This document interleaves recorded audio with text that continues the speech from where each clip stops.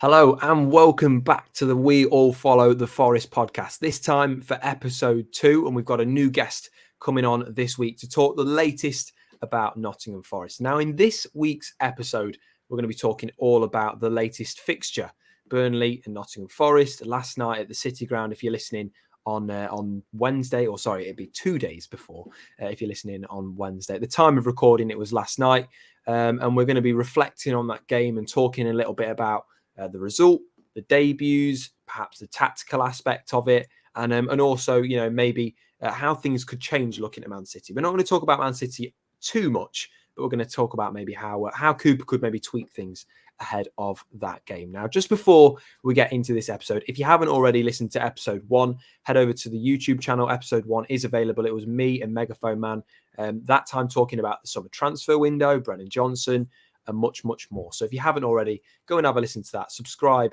and like and comment. Do your thing. We really, really appreciate it. But as I say, today's episode, we've got a different guest. Now, this time it is George. So George, welcome to the podcast. Tell us a little bit about who you are and what you do. Okay, thank you very much for having me on, firstly. I'm George. I run the Nottingham Forest fan page, 101 on Instagram. Been doing it for a few years now. Been a Forest fan all my life. Try to go to as many games as I can. Grew up in Surrey, so quite far from Nottingham, but still try and go along. I think I made 32 out of 38 games last season, trying to do all 38 this year. So, yeah. Yeah, so it's a long season, really, isn't it? 38 games, but it's a fun one, so it's always good to be along for most of the games. I'd much rather go away to things like Arsenal, Man City, Chelsea, than like the Tuesday nights in Preston. So, yeah. Well, there is that. Exactly. But then again, it's all part of the journey, isn't it? And we're in the Premier League now, so we can boast about that. And as you say, Nottingham Forest fan page 101. If you are watching at the moment, go and give it a follow, like and comment on all the posts. Great work, George. And I noticed obviously you from there. And we've been talking for a while about doing a podcast. So, and it happens to fall just a couple of days or a day after the Burnley result. So last night I thought that it was interesting because it looked like at points that from a Forest perspective, we were lucky not to lose, but also in some ways unlucky not to win. But you could say the same for Burnley as well. So I'd say it was a fair result. But what was your kind of overall assessment of pretty similar? So at 0-0 and at 1-0, the game could have gone either way. I thought it was a 50-50 game. It felt like there was always going to be a goal in it or a big chance either way. It did fall to Burnley to go 2-1, but thankfully they are saved us there. But overall, I thought given it was a new system, the 4-2-3-1, it's something we're not too used to. We had a few debutants, so we're only going to get better with time. And a draw against Burnley, okay, we would have wanted for 3 points, but I don't think it was a bad result. I thought Burnley were actually better than I thought they'd be. So I know they lost the first 3 games, but they didn't look like a bottom 3 side to me, Burnley. So a point, we'll take it, we'll move on, and we'll get better, hopefully. Okay, so let's talk about the debutants then, because obviously it was a talking point, different ends of the spectrum to some degree, because obviously you've got Callum Hudson-Odoi, who scored an absolute wonder goal. It's one of the best goals I've witnessed at the City Ground, definitely in recent times. Yeah. And it was obviously the equaliser and the goal that kept us in the game in the end. But on the other side, maybe Sangare looked like he struggled a little bit, and Montiel looked like he struggled a little bit. And I've seen a few fans kind of going in on these players and saying, just not good enough, this and this. But I really think it's so early to even be having these thoughts. And, I've got to say as well, rather than saying, well, Montiel was awful, I would probably put it to you and say, well, actually, Koleosho was absolutely phenomenal. And any fullback's going to make it really difficult. It's going to be really difficult. He was quick and lively. It wasn't an easy one to go up against. But yeah, in Montiel's case, it kind of reminds me of when Lodi a bit last season. He had a slow start, and by the end of it, he was a really key player for us and almost a fan favourite. So there's no reason why Montiel can't do the same. He's just come into England. He's not played in the Premier League before. It's a big change for him moving to a new country. It's not going to click straight away. Perhaps you've got to give him a bit of time, a bit of patience. But I still think he could become a key player for us. Admittedly, it wasn't the best performance last night from him, but yeah, hopefully with time he's going to improve. So what about Ibrahim Sangare then? Obviously, there's a lot of expectation on him because he's the club's record signing. If you don't count the add-ons for Morgan Gibbs-White, he's the club's record signing, straight out fee. And he's obviously come from the Dutch leagues, which is typically a bit of a slower build-up and a slower counter-attack compared to the Premier League. It's the Premier League has a lot more demands than the Dutch league does, with all respect to Dutch football, which is brilliant, and I love watching it. The Premier League has a lot more demands, and rather than demanding a certain way of football, there's many different types of football that you're going to face. And last night proved to be a bit of a difficult debut for Sangare because the pace at which Burnley have, going forward, and they make it really difficult to break down. And obviously, you were never going to see Sangare outpace Koleosho. But despite these concerns that people had, he did break down a lot of plays. If you look back at the game, he wasn't terrible. His ball retention wasn't bad. There was only one time I can think where I thought, probably shouldn't have done what he did when he was kind of playing around with it in the box a little bit in the second half. But other than that, it wasn't an awful debut. He just looked a little bit nervous. But in Sangare's case, it's just going to be, taking time to adjust, isn't it? Yeah, exactly right. Also, he signed on deadline day, went straight away to international duty with Ivory Coast. So he's only trained once or twice, probably. I watched his interview. He can't speak the language yet. He's not, his first time living in England, first time playing with Premier League. So he's going to take a bit of time to settle. But what you would say is for physical presence, you look twice the size of the majority of players on the pitch. So he's going to be an aerial threat for us. He's going to be that midfield monster, which he's meant to be. So he's going to be a hard tackler. He's going to get us going in attack. So hopefully he'll still prove a good player. I still think that's a brilliant signing. And also it goes back to last season about writing off players, because as I say, it's only one game in. I personally have no concerns because I do see the quality in him. You can see what moves he wants to make, but perhaps a little bit nervous to make them. You can see his intention to break down plays. He got unlucky on a couple of occasions, maybe to have not been able to break them down. But overall, I do think there's a very good midfielder in Sangare. He's proven it. He's played in the Europa League. Teams around Europe often for a reason. And also, I think he's played in good places. I think it was his ball over to Taiwo, and then Taiwo laid it back to Hudson-Odoi for the goal. I might be wrong on that, but I think it was actually a good cross in the first place from him. So it wasn't like he had a terrible game. I don't think he was he wasn't the worst player on the pitch by any means. So, okay, maybe he didn't look like a £30 million player, but with time he could be that, and who knows, maybe a £60 million player in a year or two. You just never know. Yeah, I do agree. And as well, I think, after we scored the goal, he looked a little bit more rejuvenated, I felt. For the maybe 5 or 10 minutes, he started to look a little bit more confident, have a bit more spring in his step, and then it kind of, went back a little bit. And I was reading a scout report about him, actually, I think one of his former coaches was talking about him. And he was saying that actually Ibrahim Sangare, he's a fantastic midfielder. He'll always win the ball back. And John Bostock was actually talking about him as well. He says it's a really, really good bit of business by Forest. But sometimes confidence-wise, he struggles. He can really struggle confidence-wise. And it happened at PSV a couple of times. And in this case, it's his debut. Forest, they've gone down from a pretty poorly conceded goal, and then you've it's a hard kind of game to get back into with the way that Burnley play. So it was always going to be difficult for him. But as you say, he did basically start the goal for Forest, and it was a good touch by Taiwo to get himself an assist. And, obviously, as I say, a world-class finish by Hudson-Odoi to get the equaliser. So I'm not overly concerned by really any of the debutants. Tavares was good for me. I thought he was really good. But for me, and I'm going to jump into it straight away, I thought I was going to leave it to the end, but and let me know what you think about this. But Ola Aina was my man of the match. I think he's finally getting the recognition he deserves, because I've not seen him play a bad game for Forest yet. Yeah, he was up there. He's been consistent. So he's played 4 or 5 games now, and all of them he's been a good, solid 7, 8 out of 10 performance. He's a good wing back. He's a free transfer, obviously, so it's a low risk transfer, and it's already paying dividends. I think he gets us going in attack. He's quick. He's got a long throw in. He suits our system perfectly. And he's good defensively as well. So I think that's a really good sign, especially on a free. And who knows, maybe we could even look to extend the contract already, because he's proving like a good signing. If you keep him fit, which I think was probably the biggest concern for some fans, keeping him fit, based off previous, injury issues, I think he could be a real asset. And I think he already is a real asset. The 2 players that we've got on frees, most notably, Serge Aurier and then Aina, have both been absolutely fantastic. Yeah. But yesterday, I felt actually was a game that maybe demanded someone like Serge Aurier playing, because although Koleosho was obviously fantastic and it was always going to be difficult for Montiel, I think that's a game where Aurier might have thrived, really. Yeah, I agree. I think Aurier would have been in the team, but he was just out injured. So I think Cooper would have, obviously we beat Chelsea the game before, and keeper probably wouldn't have wanted to change too much from that result because it was a good performance and a good win. So I reckon if Oye was fit, it'd have been Oye for Montiel. I mean, I also think keeper would ideally want to sort of move Montiel in slowly, because just to help him adjust to English football, but he had to go in at the deep end, unfortunately, last night. But yeah, like I say, we've touched on Montiel, he'll improve, but Oye's got a good option. We've got Nico Williams, we've got Anakin on the right hand side. So even if we do get one or two injuries, we're better prepared for it this season. I think we've just got a much better squad depth, I think, than we did this time last year. So let's talk about that forward line then. Let's talk about the front three. You had Elanga, you had Awoniyi, and you had Hudson-Odoi to start. Chucking Hudson-Odoi in at the deep end after what has been quite a tough few years for him in football. Getting the goal could rejuvenate his career, I think. I think the confidence that specific goal will give him will be major. I think Elanga was... Well.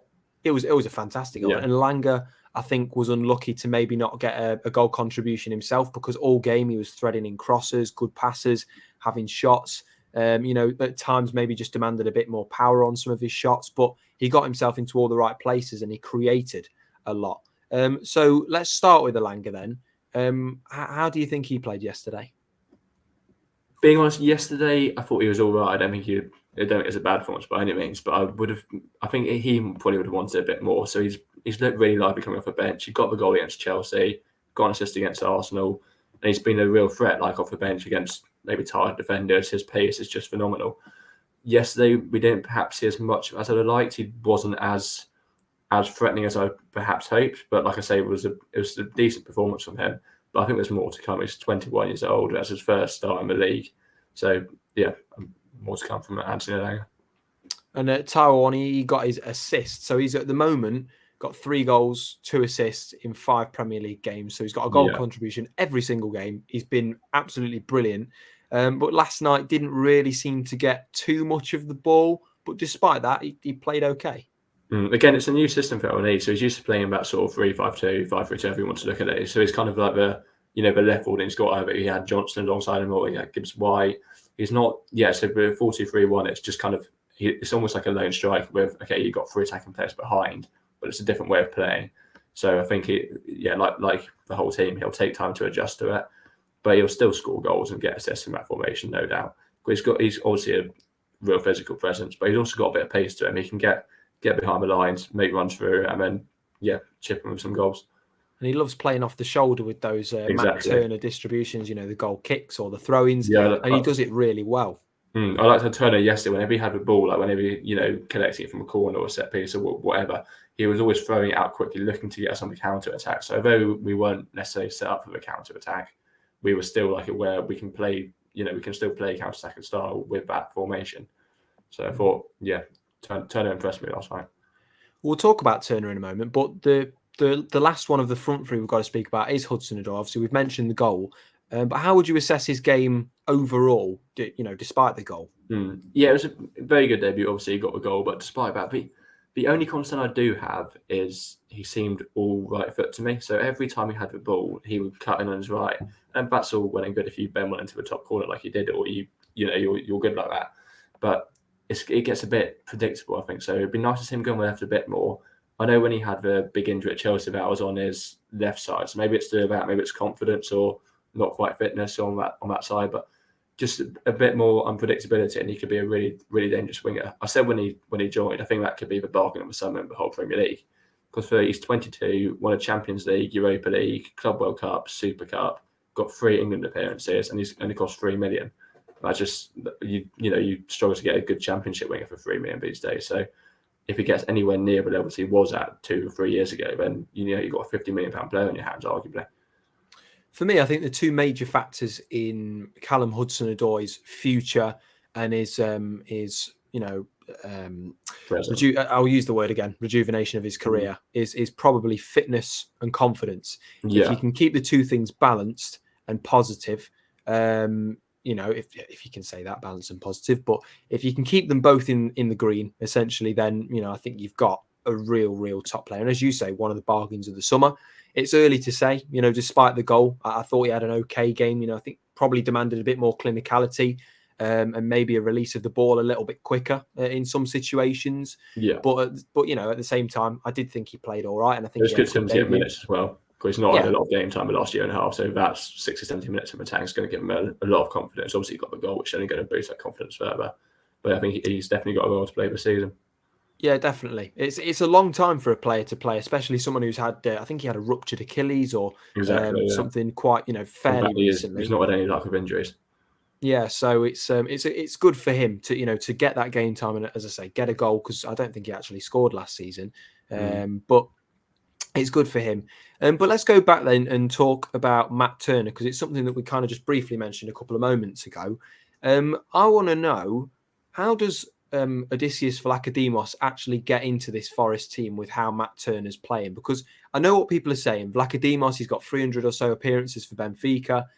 He joins and, as I say, brings that wealth of experience. He's obviously an incredible goalkeeper.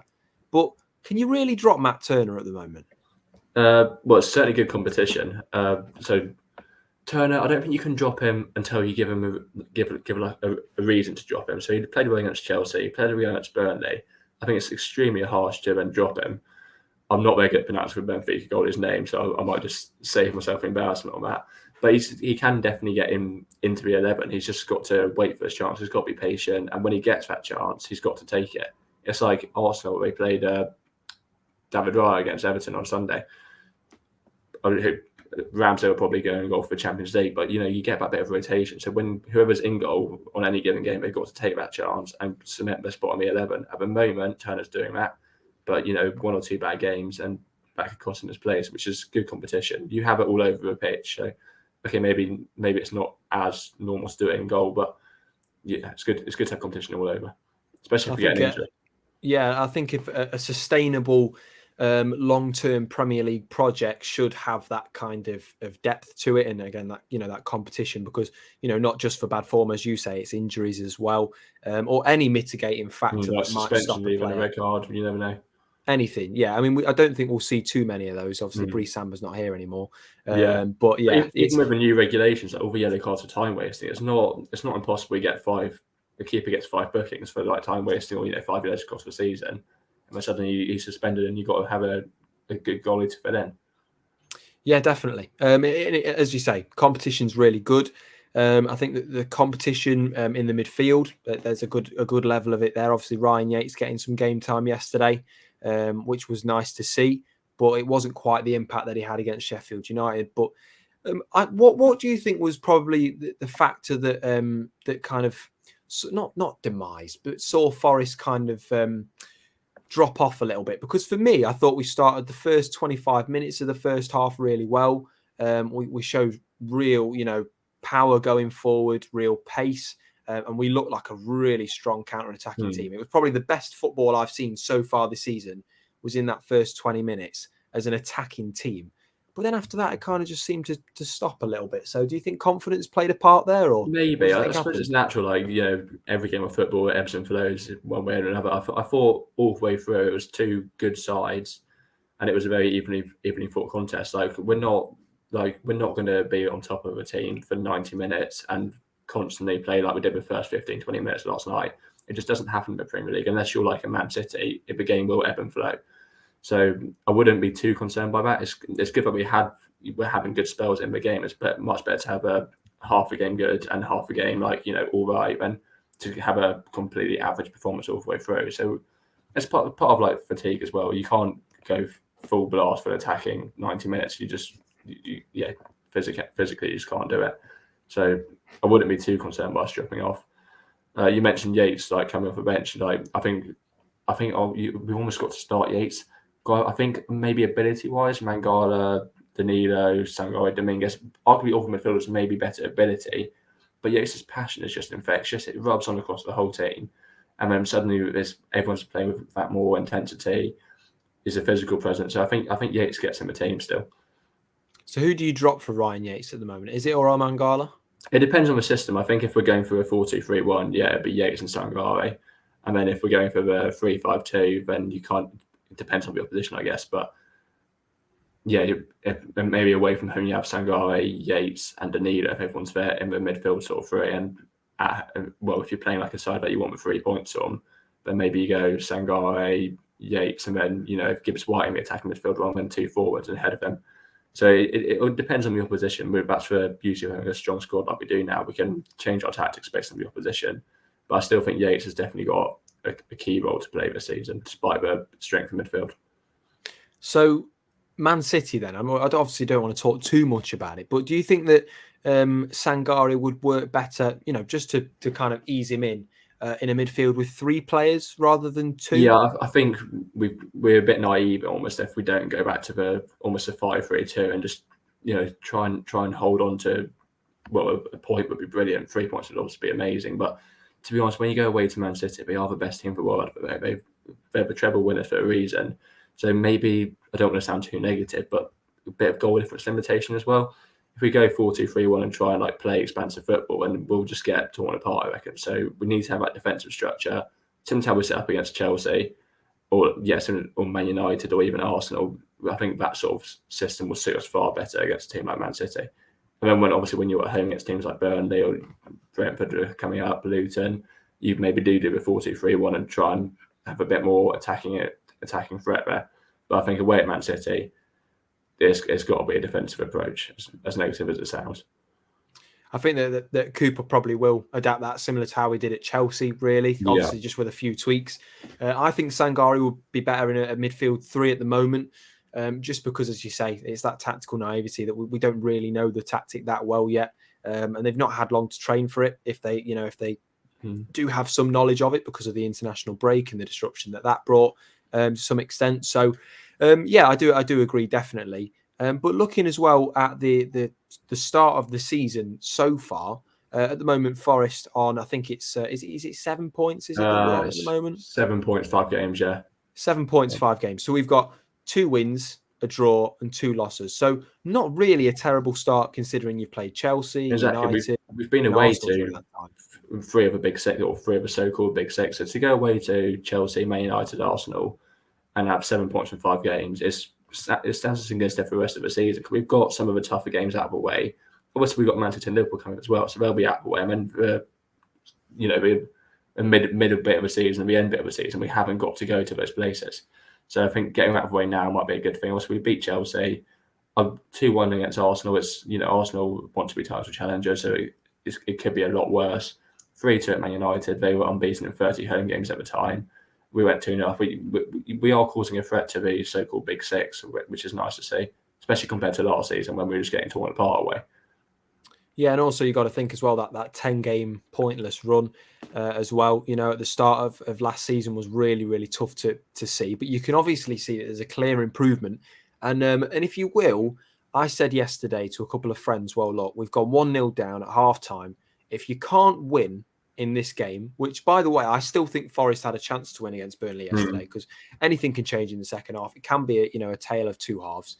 But if you can't win, please, for goodness sake, don't lose, and that's the important part. And you should always be going for the win against every team you play, whether it's Burnley or it is Man City. And, obviously it's going to be tough and you are going to have to play defensive, but you can still win with a defensive approach. We proved that at Chelsea. Yeah, Brentford did it as well at Man City last season. So you never know, but it's, any team who goes to Man City away is going to do well to get a point. You're just hoping, really, aren't you? That's all you're doing. You're kind of hoping, and it is difficult because we'd all love to see Cooper play a 4-2-3-1, really nice, fast-flowing football, and you've got Sangare and Mangala or Yates or whoever, and they're all passing around really easily, spraying balls out here and there. But realistically, it's a difficult thing to achieve because it's not just about buying the personnel. It's then about acclimatizing them to the country, the style of football, the tactical demands of Steve Cooper. And also the atmosphere at the City Ground. But I want to talk about the atmosphere at the City Ground, actually, because I don't like to be too negative about it, because obviously it's brilliant and I love it. It's home. But last night it seemed a little bit flat, didn't it? Even without the Burnley goal, it was a little bit flat. I didn't quite pick up on that. Obviously the home form speaks for itself, and that is largely due to the fans. The supporters are brilliant. Last night, maybe there were a few nervous around the stadium. Obviously, going 1-0 down, I think a few people were having a few flashbacks to Bournemouth at home last season or Fulham at home. So it's natural to get a bit nervous during the game. well, I certainly didn't. Where I was sat in B block, I don't think the atmosphere was any different to how it normally is. I thought it was still a very good atmosphere. But we have got to keep a good atmosphere. We can't get complacent. Like, people, like, I've wasted my whole life to watch Premier League football. It can't be like we can't get too used to it almost. We've got to still embrace it. And so I think at Sheffield United, there were a few, maybe a couple of fans leaving with, like, before with fist bumps. Whereas I think it's almost so special when you've got still 30,000 people 10 minutes after the final whistle still cheering with players after a win. So I don't think the atmosphere's like changed. I think it's still a brilliant atmosphere. But we can't get complacent. We have got to keep the atmosphere how it is, because that's what makes the City Ground a fortress. And teams don't want to come and play us at the City Ground. Like, the record speaks for itself. Yeah, and the 12th man was so important for Forest last season, and I think it's going to be the same again this season. But also not just for results on the pitch, but individually, the 12th man will be so important. For example, to players like Sangare, or for example to players like Montiel or Tavares or Aina or Hudson-Odoi. Even if they're in form, it's just so important because whenever you play football, or I played football when I was a kid, or whoever plays football, if you played football, you'd always want someone to tap you on the shoulder and say, hey, look, if you haven't had a great game, that's okay. We can work on it and we can do this, or, to cheer you on, or just to clap. Just the little things. It doesn't change throughout your footballing journey. It won't change. Everybody likes that praise and that motivation. So, I think that was something that maybe I just picked up on. It's not really a moan. We definitely need to make sure we're fully supporting the players at all times. Because if you look at Everton's, for instance, at Goodison Park, they get the numbers and they have a passionate fan base. But when it gets a bit toxic, when you get a bit like nervous, when fans start like booing or getting on the team's back, that hinders the team. That doesn't help the team at all. Because then suddenly Everton maybe don't play with the confidence or the style they want to play. They're always overthinking it. Whereas at the City Ground, if we stay how supportive we are, the players, like, we've got all their backs. So we just need that allows them to play with the confidence and the freedom to play how they want to and follow through Cooper's plans. So we definitely stay behind all the players, in form or out of form, at all times. Definitely, and also I think the thing that separated us from all of the relegation candidates last season was the fact that we didn't boo our players when they were coming off. We didn't sack our manager. The whole the reason that we stayed up was based on support, whether that's on the pitch or off the pitch, or from the owner to the manager, or the fans to the managers, to the fans to the players to the fans. It was a very close-knit community last year. Sorry if the might have a slight glitch there. But it was a very, very close-knit community at Forest, and it still feels the same now, as I say. And it's always a bit daunting, when you start in that second season, because sometimes they say, it's a second season, and there's always that kind of stigma around it and it being a little bit nervy. And at the end of the day, we were all happy at Crystal Palace away last year because it was, last season, because it was that thing of, well, we've got nothing to worry about. It's pure celebration.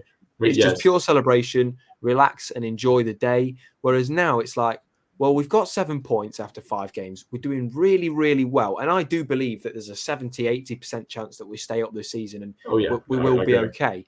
But at the same time, it's not guaranteed. And also another interesting thing, as Dave put it to me, my friend Dave, he said to me, Forest don't have a divine right to beat anybody. Because before the game, people were saying and messaging me as well, saying, I think Forest should go and pump Burnley 2 or 3-0. I think they need to, and then move on to the next game. So I'm going to ask you this question then. Do Forest really have a divine right to beat anybody in this league, even with the signings that they've made? No, surely we're not ready for that yet. The Premier League, anyone can beat anyone. Upsets happen all the time. It's a very competitive division. It is the best league in the world for a reason. So no, we haven't got like a divine right to be here. But at the same time, we need to be looking to progress. We do need to have ambitions to beat teams like Burnley at home and all the home games, really. But that doesn't mean we belong here. That just means we need to be constantly trying to improve. But no team's got a divine right to be there. And it's obviously difficult, isn't it? Because I can understand why people want that, that 2 or the 3-0 or the, because you've come off that Chelsea result. You've felt so good throughout the international break and you've kind of felt a little bit invincible. You're thinking, go on, throw whatever you've got at us, Vincent Company, because we're going to come and beat you. We've got this player coming in or this player coming in. It's like when you introduce new players into a system that's also new, it's like that flow that you had is a little bit disrupted. And, we the Chelsea game, we played, as I say, a very, very different way. And it was always going to be difficult because Burnley are a team that you shouldn't underestimate. You shouldn't fear them, but you shouldn't underestimate them. And they've had a tough run the first few games. So, when people look at them and say, yeah, but they've lost the first 3 games, well, you should be beating that. But then you look at who they've played, Man City, Tottenham, and it's always going to be difficult for them. And I think they will be fine, really. But the likes of Kaliosho and even Zarori when he came on was really good. Lyle Foster before the red card obviously is a very good player. Sanderberger was getting in areas you wouldn't really expect, and because of the size of him, you wouldn't expect him to be quite as agile as he was, and he was brilliant. So I think you have got to give Burnley that credit because we can say Forest were complacent in these areas and didn't quite do this, but Burnley did play well last night. Yeah, but we didn't look like a bottom 3 side at all. Like before the season, there was a lot of hype about Burnley, and obviously they haven't had a good start. They played 3 games all at home, lost all 3 because they did 11 goals in the process. But at the same time, last night they didn't look. So comparing it to like when Southampton, Leeds, and Leicester came to the potential ground last season, Burnley looked above those teams. So obviously, I think they will be like a bottom half side in and around the relegation like sort of scrap. But I think they've got enough quality to stay up for sure. He's a good manager as well, Vincent Company. Actually, I'm gonna put a bit of praise there because the post-match interview, he was very respectful of. Most managers wouldn't do that. So, but a huge respect to him for actually saying not spending the whole post-match interview moaning about the referees and just kind of analysing his own team's performance and just not just stood in front of the camera moaning for 5-10 minutes. So yeah, because you saw it with the Sheffield United manager. Exactly. You saw him doing it. He's having like a 3-minute rant on referees, how he needs to stamp them out of the game. Like obviously you need referees in the game. It's just it's almost it's quite unprofessional in a way of Heckingbottom. And when you compare that to Company, it's just a lesson to all the managers.